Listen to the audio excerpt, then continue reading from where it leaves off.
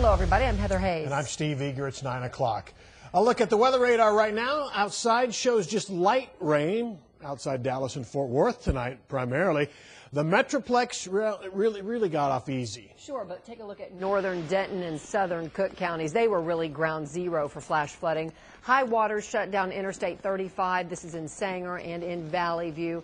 And a lot of drivers, too many drivers, ignored the old turn around, don't drown mantra.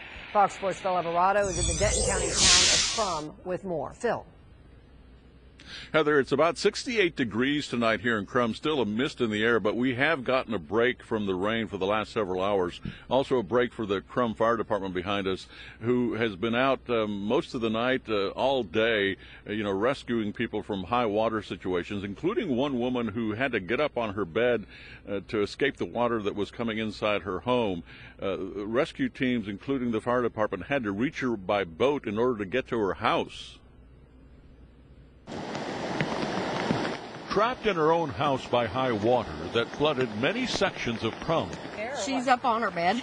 Her bed's up off the floor, so she's up on her bed. 75-year-old Myola Ledford rides closer to safety in a rescue boat. I want them out. I want them home. Lost too much already. I'm not lucid anymore. Ledford gets out of the boat and wades through ankle-deep water to dry pavement. Mother's house had 2 foot of water in it, and mine lacked probably about 2 foot to get in it. Her daughter lives in a house next door as she comes out with her mother, who's examined and given a chance to dry off in an ambulance and reunited with her family. Some of the worst flooding happened in Cook and Denton counties. The rain started falling overnight and creeks turned into rivers. There were several high water rescues from flooded cars. It was pretty scary because once I was stuck in the car, I could feel the car moving a little bit from the swift water. It was up halfway on the door on the passenger side.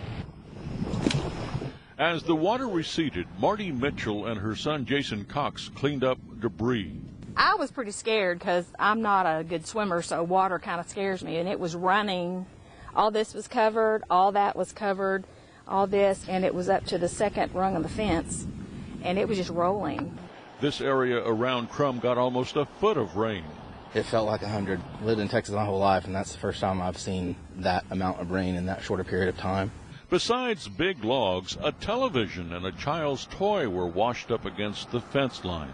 It is kind of scary when you look out of your house, and normally there's a road and there's a river. Now, most of the rain tonight has receded off the roadways. There's still properties that have, small ponds that have formed overnight.